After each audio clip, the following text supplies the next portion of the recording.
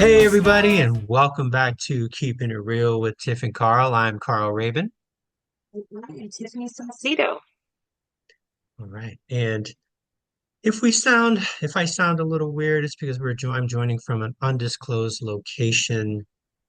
And I will disclose it now. I'm in San Francisco, right? In beautiful San Francisco. And it's interesting, Tiff. This is my background. If you guys are watching the video, you see my background, and it's actually from a hotel in the city. And I just wanted to show you where my current view is. And so, if we, that's not going to work. Come on, Carl. No, no, you gotta turn off that virtual. Turn off that virtualness. Hold on, let me see. Why isn't it? Okay, boomer. I know. No, seriously, seriously. All right. So There we go. we are. All right. So this is my hotel room, and you. Beautiful. Although we see the glare of your screen in the window. Beautiful. But it's the same view as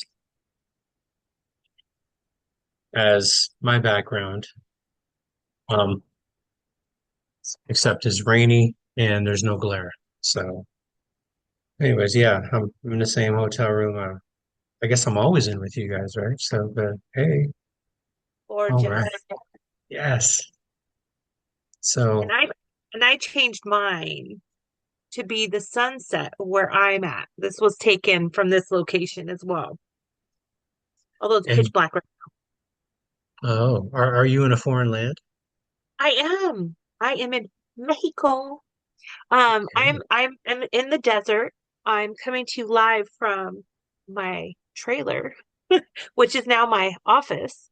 And I was doing a class this morning, and as I'm looking out the window of my trailer at like maybe 9 a.m., there were two big old coyotes, like real life coyotes, just wandering right in front of the trailer. It was pretty freaking crazy. And so my first instinct is, oh my God, where's my dog at?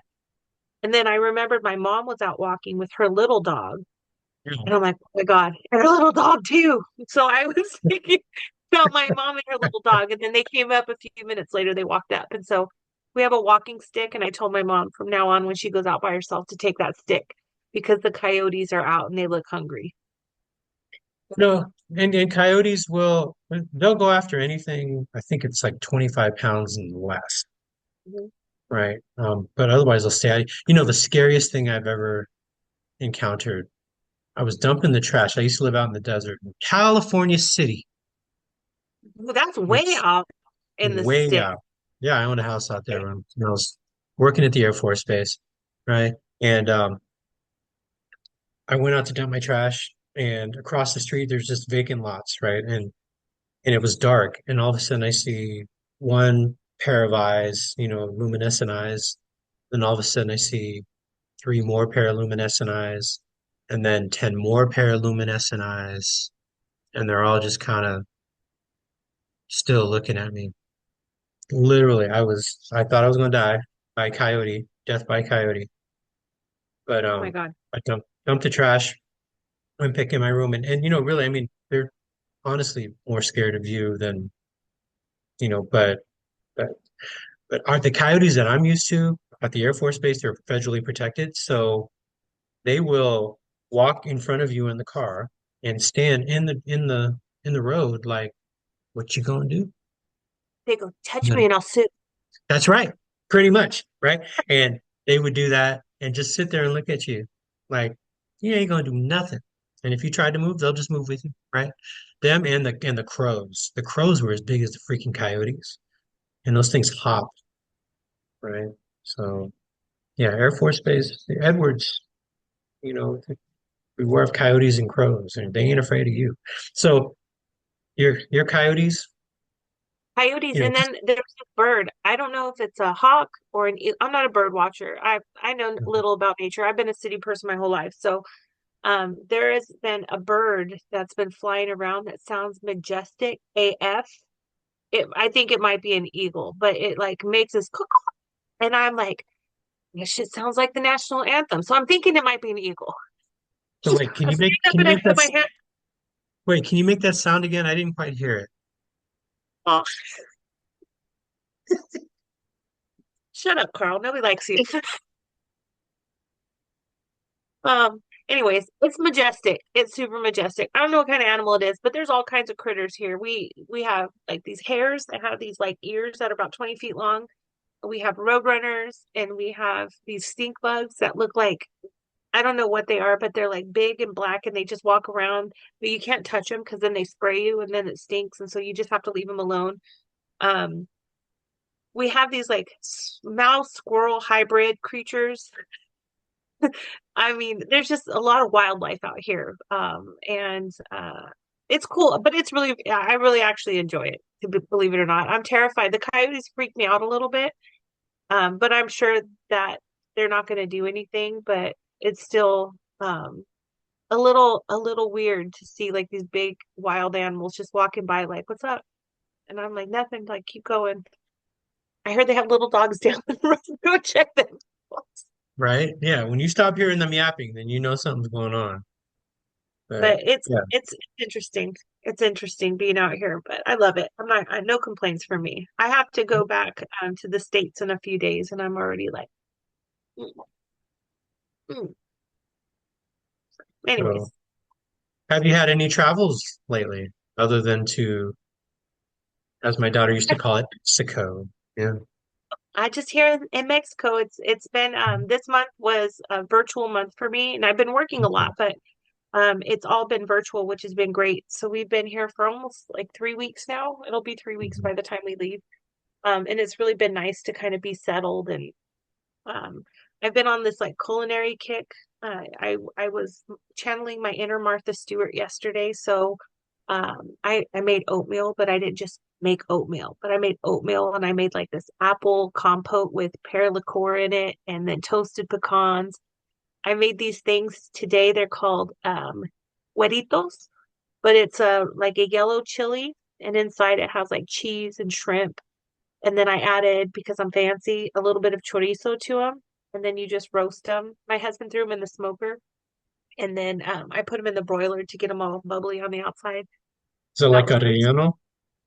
kind of like a relleno, but it's a Yeah. different chili. It's a little yellow chili, so it's not spicy at all. But it's like the shape of a jalapeno, but it's yellow. Mhm. They're called hueritos. I don't know how you would say them Yeah. in English. You just kind of cut them open and fill them with whatever you want, and they're delicious. You don't have to put a batter or anything like that on them. They're just the chili with whatever you put inside. And since we got some shrimp from, we have a lady who comes and cleans our house, and her husband's a fisherman, and so it's Okay. shrimp season. So we ordered shrimp from them, and so when she came to clean the house last week, she brought us a bunch of shrimp. Right, Oh, cool. fresh from the sea, fresh Wow. from the sea. Telling you, I'm Wow. living my best life. I just am vibing so good here. So now that's is why like going back to the US is kind of hard, because I'm literally like living the dream over here. Yeah, who the hell's gonna bring you fresh camarones, right? You know, I mean, damn. Nobody brings me fresh shrimp in the US. Never. So So I stupid. had, well, speaking of shrimp, I had ceviche for lunch today. Mm, that's good. I Yeah, love ceviche. I love fresh I had ceviche. I had one tostada de camarones and one tostada de pescado. And Mm, it was bomb.com. And it's from this, it's, I don't know if it's my favorite place, but it's a place every time I train in San Francisco, the training space is there in the Mission District, right? And very near where I grew up. And walking like three storefronts up is Las mhm. Brisas, which specializes in seafood. And so, I always get their ceviche. It's so good. And then I OD on their chips and salsa. And yeah, but then so then if I'm there 2 days, because I usually teach 2 days there, I go to this barbecue place, but it doesn't look like it's open, and I'm a little worried that it's not going to be open tomorrow. So If you like Italian food, I told you Trattoria Contadina. That's the most honky way I could say it, but they have the best handmade pasta and the best tiramisu. Like it will, if you don't like that, Carl, I don't know. We should probably just end things where we're at. I think 20 episodes, call it a day. Can't trust you So after that. Saying if you don't like that restaurant, I just can't trust you after that. I'm gonna have to do that. I'm definitely Mm. gonna have to do that. See.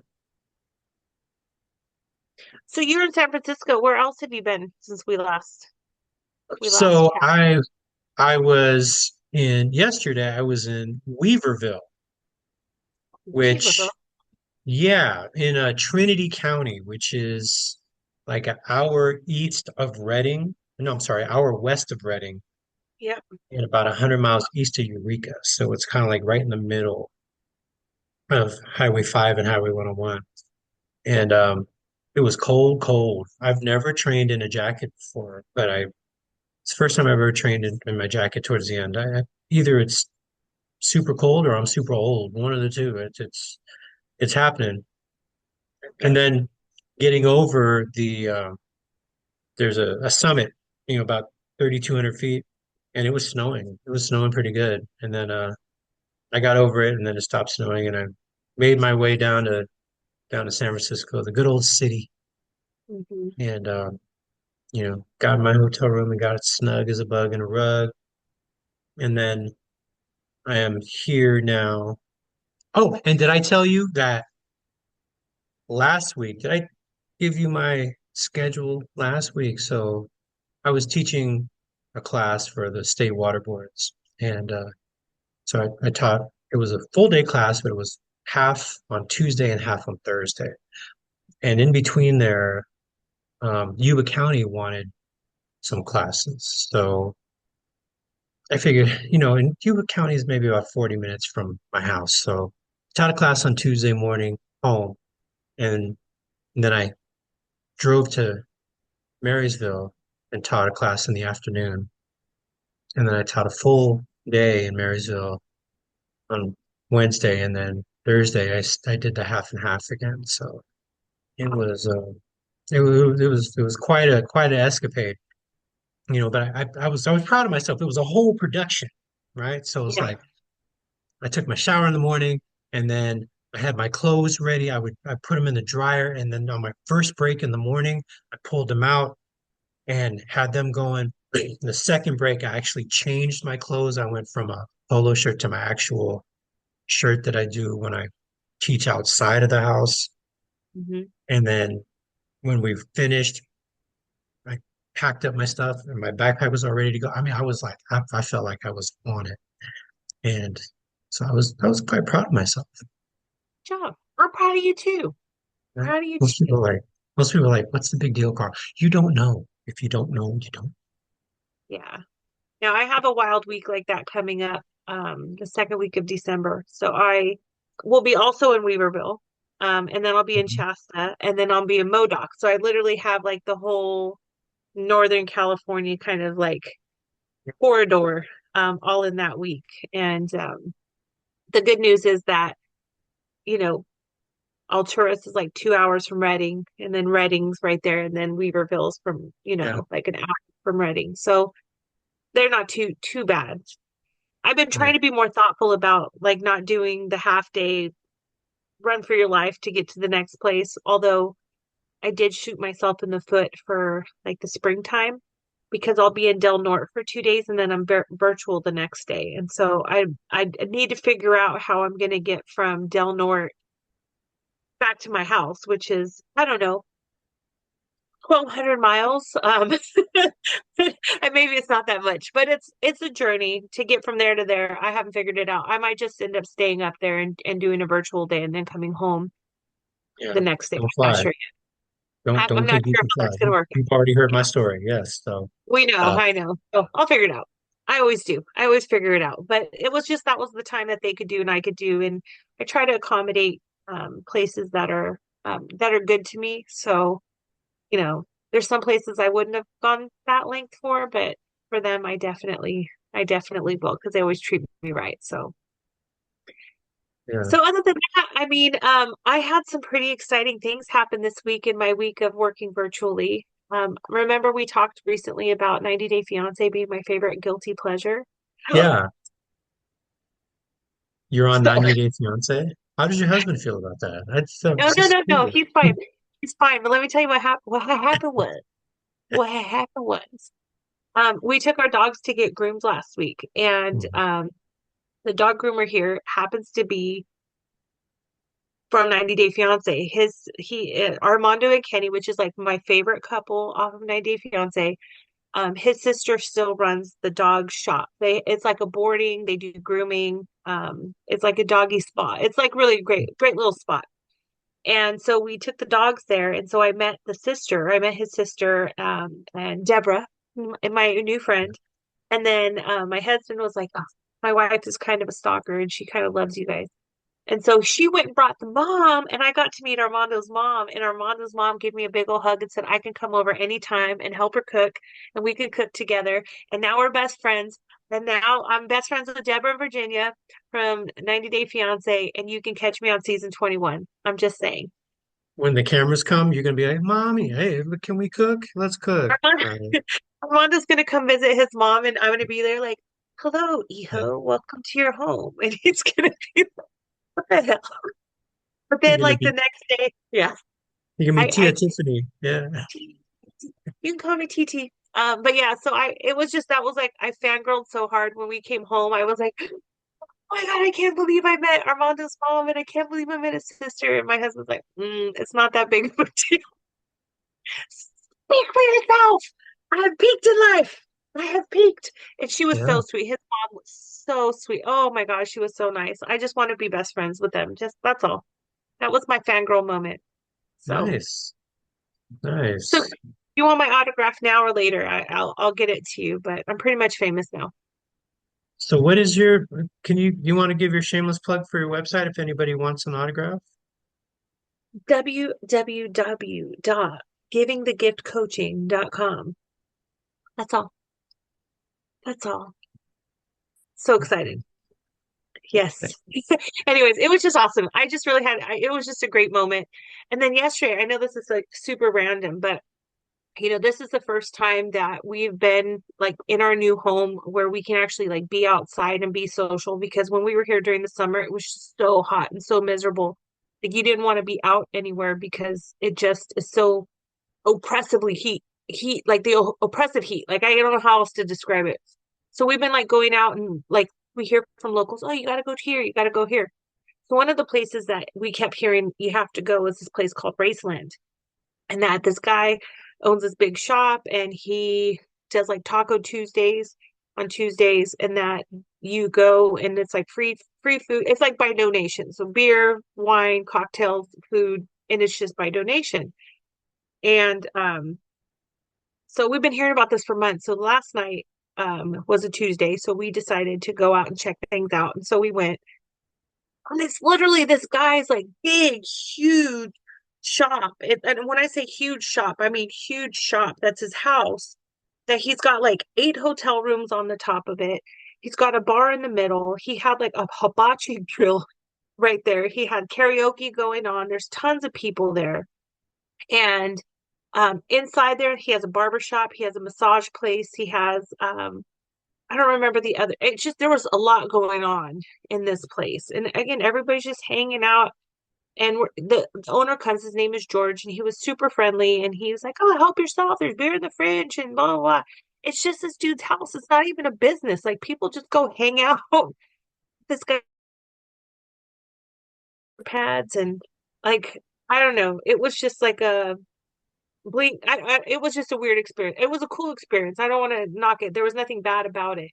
But it was just like, and one of the things the guy said that I really appreciated was he said, like if you want to go to a bar, you want to go have a taco and you don't have money, like you can't even walk in the door. And he's like, and I wanted to have a spot where whether you had money or not, like you can come in and have a drink and have company and have some food without worrying about how you're going to pay. He's like, my rich friends, they take care of it. I'm not worried about it. So he's like, I have people, I guess he makes I didn't get a lot about what he did for a living. I was afraid to ask questions. I was like, don't ask, don't tell. Don't ask, don't tell. But no, what he does is he builds like camera equipment for like racers because we just had like the Baja 1000 come through here. So he does like the camera equipment and stuff. So he makes, I'm sure, decent money. I mean, it looked from his shop that he does well for a living, and he just wanted to create a safe place for people to come and hang out and be a community and have a good time. So, I mean, it was pretty cool. It was pretty cool. We met one lady, and again, I hate to be political again, but we meet one lady coming out, and she's like, "What was your name again?" And I'm like, "Oh, my name is Tiffany." And she's like, "Oh, oh," because she had said her name, and she's like Tarzan and Jane. And I was like, "Oh, yeah, that's cute." So when I said, "Oh, my name's Tiffany, think expensive jewelry," and she's like, "Oh, Tiffany, like Trump's daughter." And I said, "Find a different way to remember my name, please." She was like, "Good to know. Good to know." I said, "Okay, but don't be disrespectful, ma'am. Ma'am, we But just met. Don't be don't disrespectful. don't get dealt with. Yes. Please, please don't put that with me. No, thank you. Think of another way to remember me, but not like that." So that was Funny. it was a cool experience. Again, it was interesting. So It sounds like you moved into an episode of Northern Exposure. it's wild. No, it really is. But it's Southern Yeah, exposure. yeah, It's right? Yeah, it's really it's interesting. It's been good. yeah. It's been good though. No complaints here. That's awesome. No, you sound like you guys are definitely enjoying your time. That's awesome. Right on. I'm happy for you guys. Living your Yeah. best life. Happy for me too. Trust me. Look at that. Yeah, Glowing, baby. And this is our keeping it real after dark edition. So we're literally like what you all don't know. We got these screens on, it's pitch black. We're doing like an evening episode, which we normally don't do, but we're dedicated and we care about our listeners. And so we're sacrificing for your wellness as he eats his pizza. When I drink my pomegranate juice, can you see the color of my pomegranate? My pomegranate juice, it's a is it little light. it looks like rosé, but It's not rosé, but it could be. I actually I'm drinking a sparkling white wine and I put pomegranate juice because antioxidants. Because oh, that's why. antioxidants. Hmm. Yeah. Yeah, Hmm. absolutely. That's why I drink red wine because of the tannins. Yeah. That's right. Because you know what? Fitness is our passion. Fitness and well-being is our passion. And fitting into my clothes is definitely a passion as well. So, Yeah, that's also a good thing. yeah. So I don't know. You're on the road right now, Carl. Did you Mhm. have a question from your deck today? I do. Oh, I do have a question from my deck. I was going to Okay. ask you, Yeah, I was going to ask you another question. go for it. Speaking of podcasts, what's the podcast you've been into lately? What's something that you've you've been following? You're not going to love this answer. I don't really listen to podcasts much, Okay. but I will say that I'm not an auditory learner. Can I tell you that? I'm not an auditory learner. So podcasts, I get distracted too easy. So the Hmm. only time that I really am into podcasts is when I'm walking by myself. So if I like am walking around my neighborhood where there's not coyotes, um, then I will listen to podcasts. But here I wouldn't do it. But there's two podcasts that I love. That I don't even know if they've had any new episodes recently, but I could listen to the same ones on repeat. I love Brene Brown's Dare to Lead podcast. That's always like a number one for me. And then Michelle Obama had a podcast for a while, and I listened to those over and over and over again. Like I'm a stand for Michelle Obama. So those two are my favorite podcasts. I love Brene's because I love that she brings authors on and she talks about their work and she talks about their book, and then she's really practical about talking about like what it looks like in real life. And so that's like one, it's almost like you can hear about the main ideas of a book and decide, oh, is this something I want to dive into? This is where this is how I got introduced to both James Clear, who I love James Clear in Atomic Habits. I got that off the Brene Brown podcast.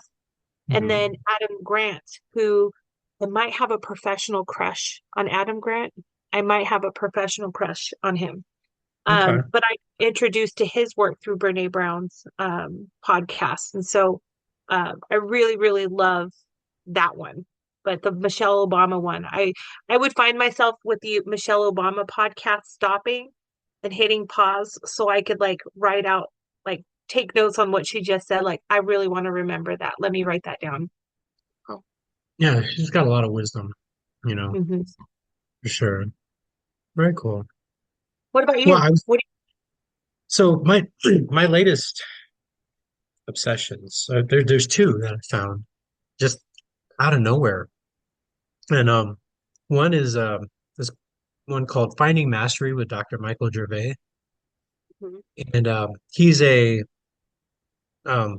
performance coach for the stars, right? And he's super connected in the sports world and also with celebrities. And so he has a bunch of different topics that he talks about every month, and I mean every week. And like he had Malcolm Gladwell on one time. He's had you know um a bunch of different people. He has these AMA type of things where he's talking about how to master, how to create mastery, how to live your best life, and have purpose. And like the last one he had was power of attitude and effort, right? With a former NFL player, right? And the fine line between burnout and mastery, which so those things like that, they're very interesting. I found that on the way up to Mono a couple weeks ago and kind of got into it. But then another one I've really been into lately, and I just found this actually, I just found it in Mono and continued just to be obsessed with it, is Ear Hustle. Hmm. And so Ear Hustle is a podcast that primarily comes from San Quentin Prison. And it is um, hosted by a professor at Sac State and a former incarcerated person who um, was at San Quentin when the podcast began in 2017 and has since had his sentence commuted by he had his sentence commuted by Jerry Brown. So, he's been out for I guess about 5 years now, but I've listened to I'm listening to everything from the beginning to the end and then new episodes as they come out. But I'm like on season 7 or 8 right now. And it's amazing because they talk about just life in prison. They don't sugarcoat anything. It's not about redemption stories. It's just about life and how to get stuff that you want, how to live your life and do certain things. Like the episode I listened to last yesterday was about um people. Have you ever heard the term Bonnaroo? No. So the only I've heard the term Bonnaroo because it's a music festival in Tennessee, but evidently in prison, Bonnaroo means like you are, you know, dressed to the T's, right? So you're just always sharp. And when you Bonnaroo something, you like blow it up and make it fabulous. So there's this guy in San Quentin prison who he redecorates people's cells and like paints it up for them and like build shelving and all these other things that you're able to do within the prison, or maybe you're not supposed to, but the guards will let you, and they call it Bonnarooing yourself, right? And so, and it was amazing to hear, some of the things that he did for, building, like I said, shelving units, and he made it look like, his cell had red brick, like flooring and well, I mean, it's just so it's just interesting to hear, what they also talk about the canteen and you know, and they did an election podcast a couple weeks ago, and so it's really been interesting. And then they talk about some serious, really serious issues too, and things like that. But it's been very fascinating. And so they they host it from outside of prison, but they also have people that produce it from inside prison and have um, correspondence. And I was just going through the couple of years that they were in COVID and they were on lockdown and they couldn't access their lab that they have at the prison, so they were producing from the outside. And co-hosts were calling in like with 15-minute phone calls, and you can hear, but we'll stop in 60 seconds and they just click them off. And Wow. so it's just fascinating. I went to school at College of Marin, played baseball there, and I've driven through Marin County my whole life, and I've always been fascinated by you know the the prison there in the richest county in the country, right? And it just you can see it from the freeway, you can see it, and so it's always been something that's really you know had my fancy, and so just listening to what they're talking about, it's pretty cool, it's pretty amazing. So yeah. Anyways, so that's my new couple new obsessions, and so yeah. I thought of like one more podcast while you were talking. It has no educational value, but I find it hilarious. It's called I'm Sick of It. It's just two women ranting about just things that they're tired of. And they're just funny. They're just two funny women. And so I don't actually listen to the podcast in its entirety, but I catch like little snippets of it on TikTok all of the time. And again, I find it hilarious. I don't spend tons of time in the car alone where I can listen to them. And again, I get too distracted if I'm trying to listen to it, do something else. I ironically, as a podcast person, I don't listen to podcasts, but it's but that one I do. I get amusement. Again, no educational value whatsoever. It's just kind of Yeah, funny. So yeah, cool. Yeah, most podcasts I listen to are sports podcasts, so really no educational value either, but those two definitely caught my attention. There is a challenge podcast, by the way, just so you know. Yeah. Hosted by your boy, Johnny Bananas. Johnny So Bananas. I love Johnny Bananas. Love him. Love him. Him and CT are my faves. You can't convince me otherwise. You'll never take my heart away from Johnny Bananas and CT. Never ever. cool. Although And Bear, so, who? did you ever see Bear on the challenge? Bear, he was from the UK. He was only on a couple of seasons, but Bear. If you're out there, Bear, I love you. He was hilarious. He was funny. He was charming. He had a British accent, which made everything he said like 1,000 times better. Like he Yeah, just was everything. Bear was everything. I loved him. Anyways, cool. sorry. It's okay. So, yeah, so that's my question. All right. I was like deciding which way to go here, and I'm feeling good. It's after dark, so I'm not going to ask the really vulnerable question. We'll save that for another time. I'm going to ask a music question. Here's my music question for you. What song or songs have the best opening riff that when you hear like those first bars that it's just that's the best part of the whole song? Or at least you know the song is about to start and it just gets you going. I have three in So, mind. So, okay. So, thinking about just, yeah, they just get you going right off the bat, right? And guess they kind of, it's kind of, the walk-up songs question you asked me, it's similar to yeah, that, right?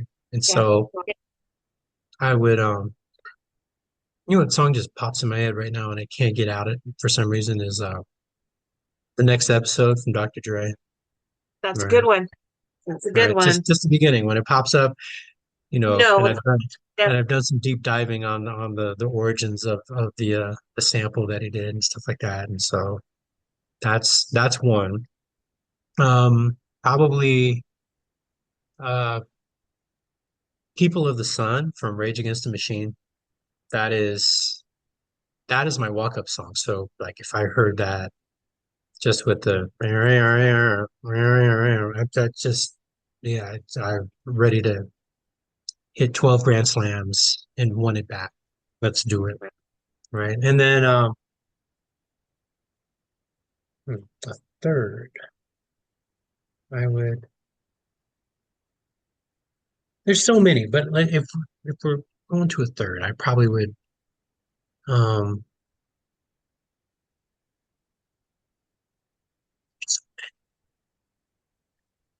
probably Immigrant Song by Led Zeppelin. Just that's Okay. so distinctive, and it just gets you ready to right, you start screaming, so So good so and like I choices. said, there's many more, but definitely, yeah. How about I you? love the range. I love the range. Okay. My very first one is Love and Happiness by Al Green. Hmm. Doom, doom. Every time I'm like I don't care where I'm at, I'm gonna make a scene. So Love and Happiness, that first little drum and the guitar, oh, just perfection. Um, and now I'll go a little hood rat for the next two. Um, I know this is stupid, but this is my generation. My Humps by Black Eyed Peas.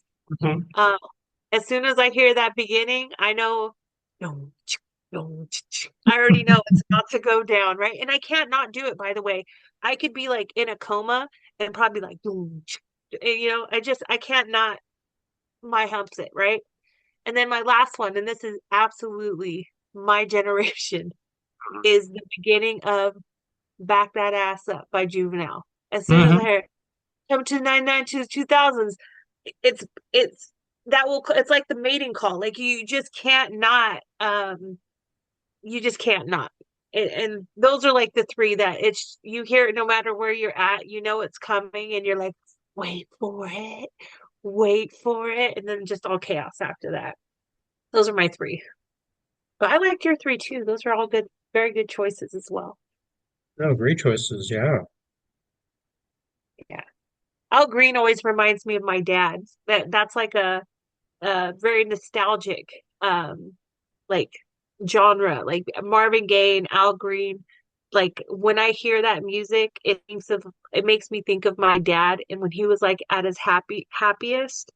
I knew that like I grew up in a small town and we used to live in this apartment that was upstairs and we had Hmm. like this patio upstairs. And so if I was walking, I'm reenacting, I'm doing interpretive dance here. So if he was upstairs and I was walking home to my house, if I could hear Al Green or Marvin Gaye coming from down the street, if I could hear it in the like as I approached, I knew that my dad was in a great mood. We were barbecuing, we were doing something that he was just gonna be on a next. My dad was a funny guy, and so he would sing and he would dance, and it would be ridiculous, but I knew it was a good day because that was his like jamming music. You should hear my band does that song. You should hear it. Let's do it. I'll send you a video. All Yeah. right, I love it. And Love one more for extra measure. it. Honorable Let's mention. go, Let's Go Crazy by Prince. So that's dearly beloved, right? You know Yeah, when that organ starts, yeah, yeah, that's a good one.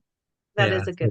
I I agree. know I'm going to be wide awake driving on Highway 41. I will not crash because unless I'm doing 140 miles an hour, which that song makes me do. So yeah. Frowned upon in every country, by the way, in every country. All right, so happiness and good memories and nostalgia and joy, all of this comes back to our topic for the day, which is wellness. Wellness at work, wellness in life, living your best life, whatever that looks like for you. Um, I don't know. To me, this is like my life's mission. Like honestly, when people are like, what's the point of life? Honestly, I'm like, live my best life. Um, I, I am all about prioritizing joy and prioritizing wellness, and this is like a work in progress. Um, I can say like the first part of my life, I really focused on like career and you know competitiveness and being the best, and now I'm like I care about none of that. I am all about like what brings me happiness, what brings me like relief, what makes me feel like I'm living my purpose. And it's like freeing. I can't even tell you like the weight off the shoulders is tremendous. And what's even more interesting, I have found more success in this space of finding joy than I ever did when I was searching for success. I mean, I don't, we can explore that a little bit, Yeah. but it's like once I focused on like what made me happy, everything else fell into place. Everything. Yeah. Everything. We were just having that conversation yesterday in Weaverville, right? And we were Mhm. talking about core values, one of my favorite exercises. And the theory is you have five or six core values that, Mhm. you know, don't come from anywhere else but yourself. And maybe, I mean, if you look back and like, your parents or something else like that, maybe, a lot of that or your grandparents, the parental lineage. But having people really take a deep dive and think about what are those things that drive you. And, when I first did that assessment, I looked at, some of the things on the list, right? And I'm like, oh, family and integrity and honesty and hard work, right? And those things, I think, like you mentioned, at that time in my life, that's what I really was focused on. And now I've really settled on what are really important to me. And it's impact, so making a difference, which I think is so important. Mhm. Learning, continuing to learn, continue to get better, and independence and loyalty. It's another ominous song. Loyalty, loyalty, loyalty. Right. So, and then last but not least, happiness. Happiness would not have been in my top five values. I would have found that frivolous. I would have found that childish. Right. Only kids are happy, right? And then I just hear my dad, you got to work hard and, accomplish things in your life, right? And all those other things like that. And I've realized, like you mentioned, happiness is a core value of mine. I mean, just as much as impact, what I do brings me happiness, right? Making a difference, working with folks who work with other folks who are in, the most need in our communities, right? Learning, continuing to grow and learn, like listening to, Ear Hustle, right? And learning about how people live their life in the darkest of places, right? And are able to, make chicken shit out of chicken salad or chicken salad out of chicken shit. I can't say it anymore. Sure, sure, sure. Sounds like I'm the one drinking pomegranate wine. What the hell? Right. So, and then, loyalty, yeah, that's a big one for me. And it's something I see, and then that's what I want from others, but also what I demand for myself. Like you mentioned, I was having this great conversation with my dad yesterday. I said, my podcast partner, my buddy Tiff, she always talks about how she holds herself more accountable for other people than she does for herself. And and that's totally me. That's always been how I've been. I never want to let anybody else down. I will let myself down before I let you down, right? It's that's another podcast, right? If you ever hear Shannon Sharp and Club Shay Shay, he always says, I'll lie. He says, I'll lie to you before I lie. He said, I'll lie for you before I lie to you.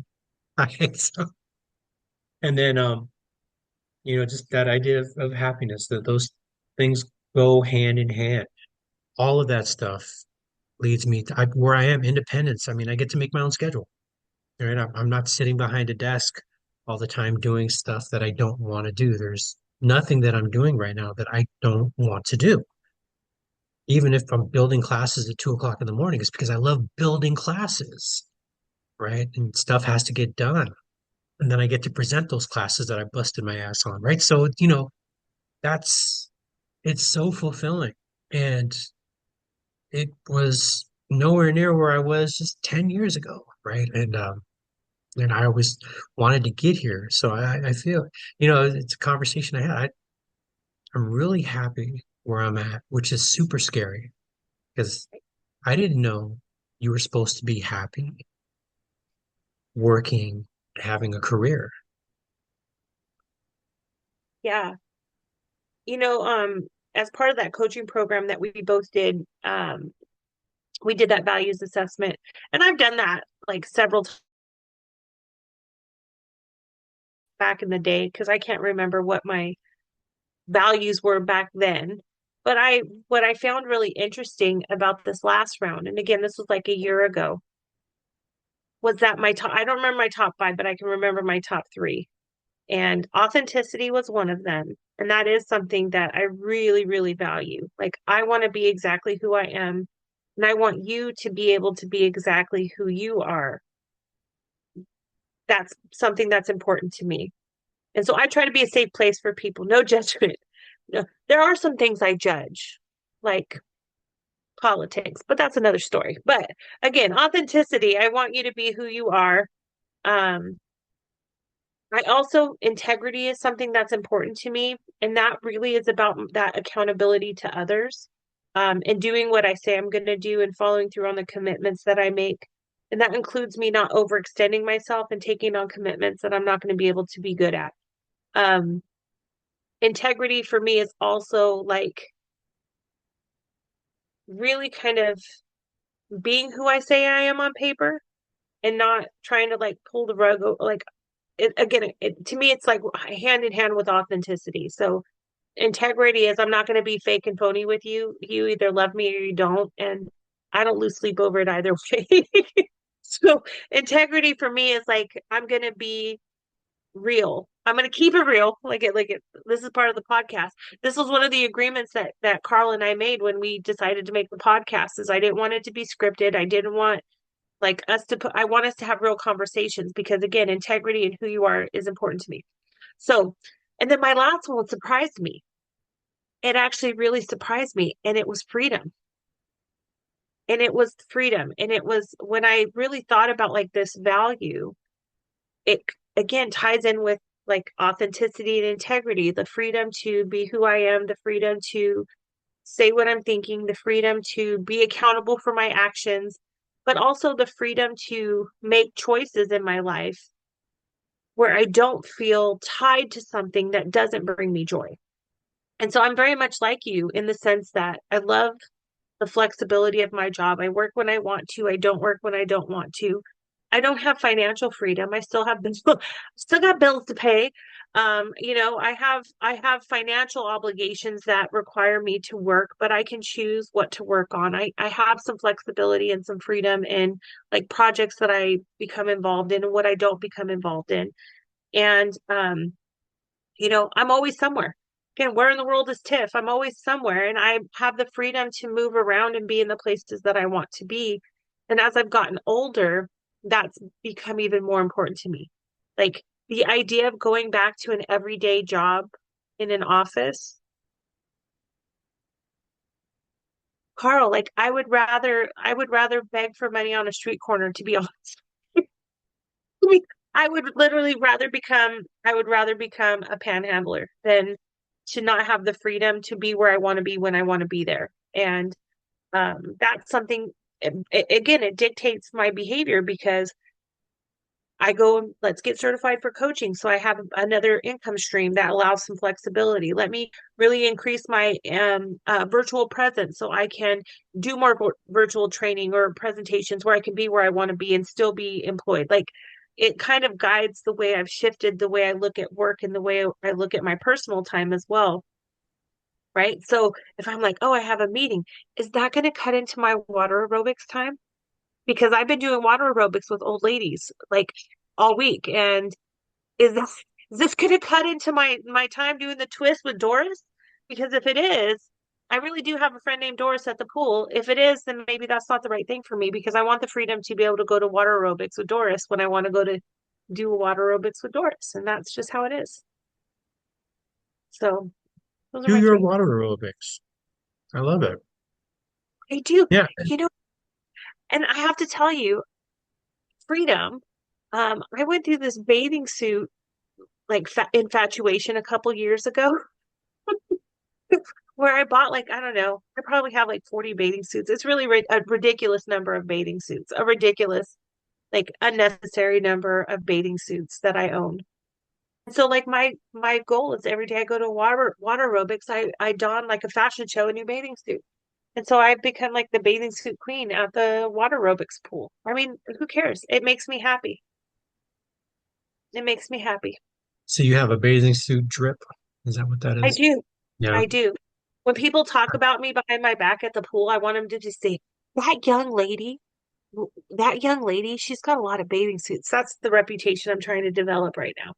Like, I don't need them to say I look good in my bathing suit. I don't need them to be like, oh, she's a supermodel in her bathing. I just need them to say she's got a really great selection of aerobics wear, water aerobics wear. We have a common friend that would call that stunning on hose. Yes, so Exactly. I like to show off. Look, I'm being mean right now, but oh well. all right, I I was gonna say I like to show off all my collagen and my there you go. I'm gonna burn in hell for that one. It's fine. I'll be an old lady someday. Someday, but not today. But no, but they're fun. We have a lot of fun. But what I love most about this neighborhood, can I tell you, is that again, it's a bunch of like older retired people. And when I'm saying older retired people, I really mean like 70 to 80-year olds. I'm like half the age of almost everybody who lives here. But these women are fun and they're exciting, and I love like doing water aerobics with them. But I was there yesterday and there was like chisme at the pool where one water aerobics instructor was talking trash about the next water aerobics instructor. And I was like, there's so much tea in this pool. I loved it. So Wow, that's I listen to this El Dorado Ranch drama that happens at the pool. It is always piping hot, let me tell you. wow, keep it Piping hot. spicy. So all the That's cheese funny. there. And it brings me life. It brings me wellness. So Yeah, wellness. So you know, value.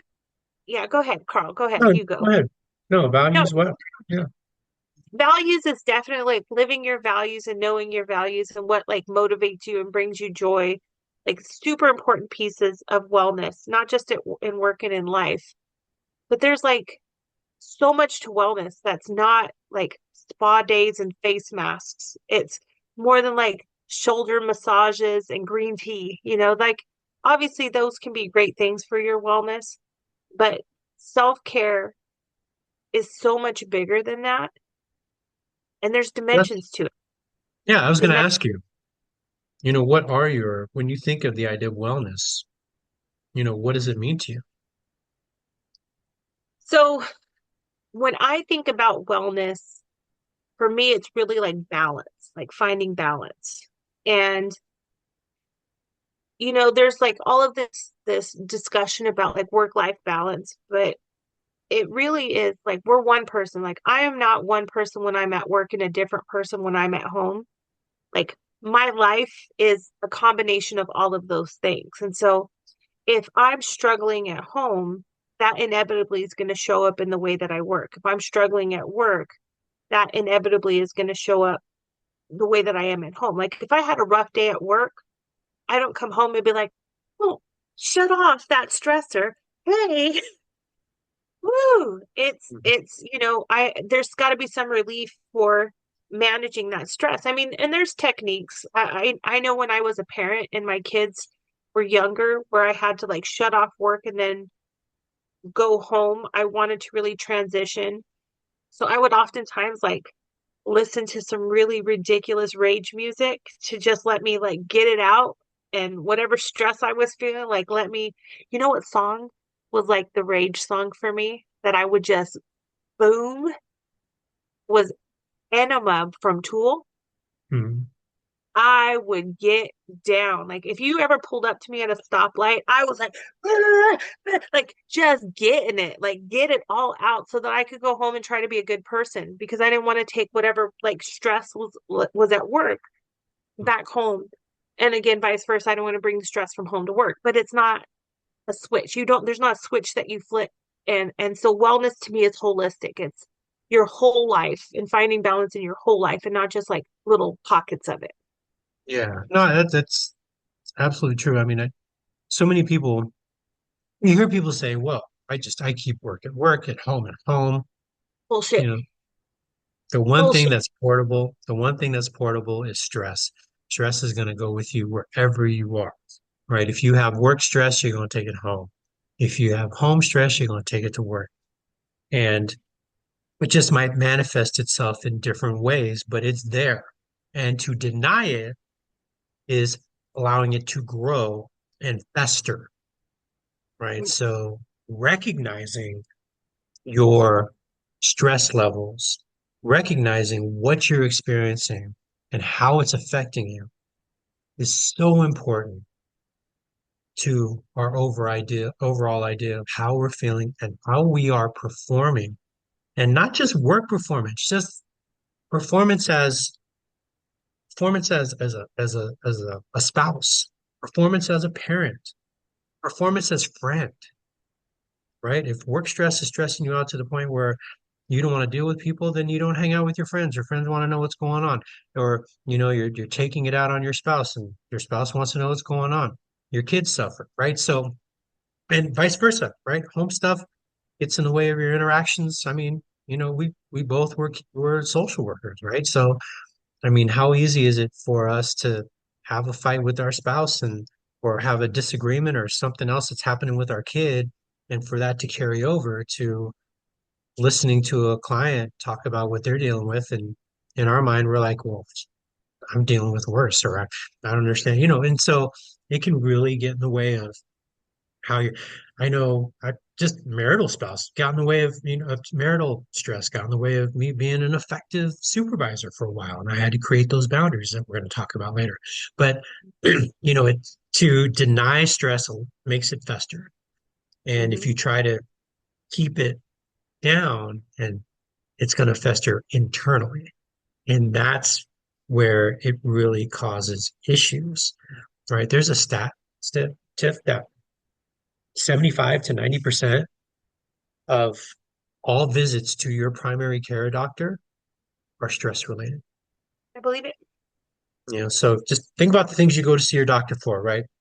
Migraines, headaches, can't sleep, anxiety, indigestion, right? Insomnia, bad back, right? Um, you know, uh, Flare-ups of eczema or psoriasis, right? Um, you know, Arthritis, diabetes, all of these things are affected and exacerbated by cortisol and adrenaline too much in your system, right? Yeah. And I it's in have a, its I was gonna say I have like a hashtag for cortisol, excess cortisol. I always say if cortisol had I don't want to say Twitter anymore because I don't. But if cortisol had a Threads account, it had a it blue would sky account. If it if had a they blue had sky account. if they had a Blue Sky account, it would be hashtag die slow because Hmm. excess cortisol like literally kills you. It literally kills you. It's more than just face puffiness. It's more than just abdominal weight. It's more than just disruptive sleep patterns. It literally has an impact on your limbic system. It has an impact on your digestive system. It has an impact on your immune system. And so that excess stress, it kills you. It'll kill you slowly. Slowly. I mean, imagine like having this like little sip of poison every day that you're just killing yourself. And every day you're like, please, sir, may I have another? Give me give me some more poison because now I'm addicted to it because I'm so used to being stressed out. When I'm in a space of peace, I create some stress because gosh, life can't be this simple. There's something around the corner. And so I'm going to stress about what doesn't exist yet because my current state is too joyful. God forbid Yeah, we're happy. It's really yeah. tough. Things are going too well. What's wrong, right? I mean, And I'm not exempt from it. I can tell you, I'm not exempt from it. And it's funny because I've had anxiety my whole life. Mine, I didn't know it was anxiety like as a kid, but I get it now and I feel it physically like in my chest. And mhm, what's really funny is that again, when you surround yourself with people who actually love and care about you, like they notice before you notice. And I know like my husband, when I'm about to have like when I'm about to have like an anxiety meltdown where my stress is building up where I'm not managing it well, he mhm. notices before I notice. Because Hmm. I think I'm strong. I'm strong. I can handle anything. But he'll be like, "Why are you breathing all funny?" And I'm like, "What? What are you talking about?" And he's like, "You're breathing weird." And I'm like, no, I'm just breathing. He says, no, you're not. You're not breathing weird. You're breathing weird. What's wrong? And so like we have conversations about this. I'm like, how do you know? And he's a car guy. So he's like, well, like when you drive your car, you know what your car sounds like. And then when your car's making a weird noise, like something's going wrong, something's not right. He's like, that's you. You're apparently I'm an old car. I'm an old classic car. But when I start breathing differently, then he knows that something is stressing me out. And maybe I don't know it yet, but he can see it. And so he'll call me out on it. And then I have to like step back and assess like, okay, what do I need to get control over? What's out of whack right now? Because I don't want to be stressed. I don't want to be anxious. I don't. It's not a good time. And I don't Yeah. want to die. And I don't want to die. I don't want to die fast, and I definitely don't want to die slow. So, like, how do I prioritize wellness? Yeah. That's, I mean, that's a key. That's such a key to improving your wellness is to be aware of, you know, a car guy, checking your fluids, Mhm. right? Checking your fuel level, checking your to make sure you're not overheating, right? And so it is so important to do that diagnostic with yourself a lot. Um, and if you know how you feel and you aren't lying to yourself about how you feel, that's the advantage that this generation has that we don't, right? And everyone talks about how soft this generation is. This generation is much more self-aware. You don't like how self-aware they are because they tell you what they like and what they don't like and what they prefer and what you prefer. What they prefer is not what you prefer, and Right. you don't understand why. Right? So, and I don't either, right? So, but it's something that they will let you know how they're feeling in a way that my generation was taught to rub some dirt on it, right? By the preceding generation. Life is hard. You got to deal with it, right? And this generation will tell you, I don't like what I'm doing. I don't feel like this is right, and for me, I've always been taught that that was whining. And so I used to say my pet peeve is whining. Someone whines, just puts me in the wrong place. But what if that's actually advocating for yourself? Mm-hmm. What if that's I don't feel comfortable here. I don't like this. I choose not to do this. Where I was like, okay, I mean, I may not feel comfortable here, but I got to get it done just because it's to be done. And, so I really, the older that I get, and the older my kids get, the more I appreciate their advocacy for themselves, right? And it's something I always wanted, you know, them to advocate for themselves. I always wanted, my daughter to tell me what's wrong, and she tells me what's wrong. And how could I, you know, be mad or frustrated at her expressing her emotions and feelings when that's what I've always wanted, right? And so I I totally applaud these kids who are speaking up and yeah, I'm shit, I want a safe space too. It's not gonna happen, but I mean, at least you can express your needs now. You can express how you're feeling and what you want. And if you don't get it, okay, how do we cope with that? But you don't just say, oh no, everything's fine, right? And now it's become a pet peeve. Everything's fine. No, it's not. No, it's not. No, it's not. You're breathing different. Right? Yep. So, you Yep. know, this concludes part one of our episode. Stay tuned for part two, coming Tuesday to all major podcast platforms.